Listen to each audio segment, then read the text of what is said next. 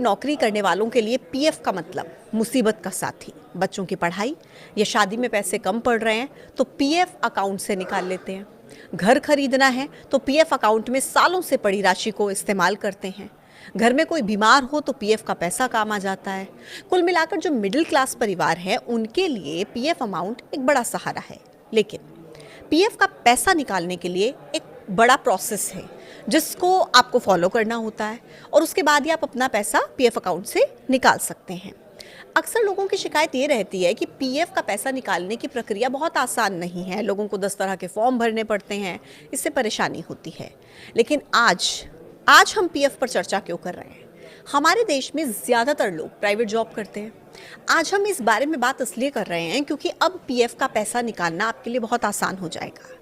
आपको कागजी कार्रवाई की ज़रूरत नहीं पड़ेगी।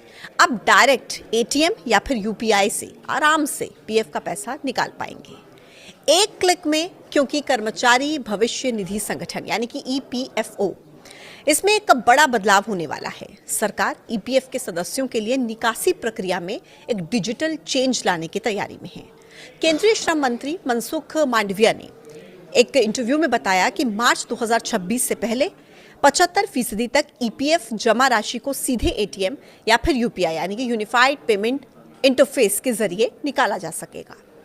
इस कदम का मुख्य उद्देश्य है समय लेने वाली कागजी कार्रवाई और प्रक्रियात्मक यानी कि जो प्रोसेसिंग होती है, पूरा प्रोसेस होता है, उसमें जो देरी होती है उसको पूरी तरीके से खत्म करना। हालांकि श्रम मंत्री ने यह भी कहा कि आप अभी भी अपनी 75% ईपीएफ राशि तुरंत निकाल सकते हैं। मार्च 2026 से पहले मंत्रालय एक ऐसी सुविधा शुरू कर रहा है जिसके तहत एक सब्सक्राइबर एटीएम के जरिए अपना ईपीएफ आराम से निकाल सकता है। मंत्रालय ईपीएफ निकासी को यूपीआई से भी जोड़ेगा।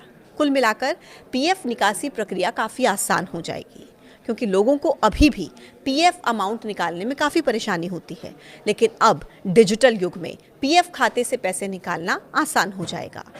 तो ये जो नई व्यवस्था होगी, इसके तहत कर्मचारी अपने पीएफ खाते में जमा कुल राशि का 75% तक निकाल पाएंगे और बाकी का 25% राशि वो रिटायरमेंट सुरक्षा के लिए खाते में सुरक्षित रखी जाएगी।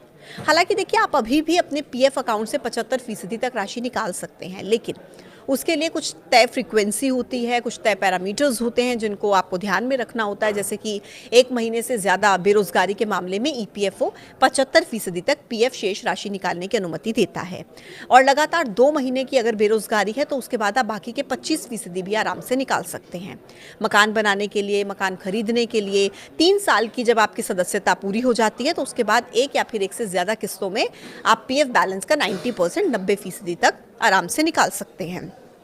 और इसी तरह होम लोन के भुगतान के लिए, बीमारी के इलाज के लिए, शादी जैसे उद्देश्यों के लिए कुछ शर्तों के साथ पीएफ एडवांस निकालने की सुविधा उपलब्ध है।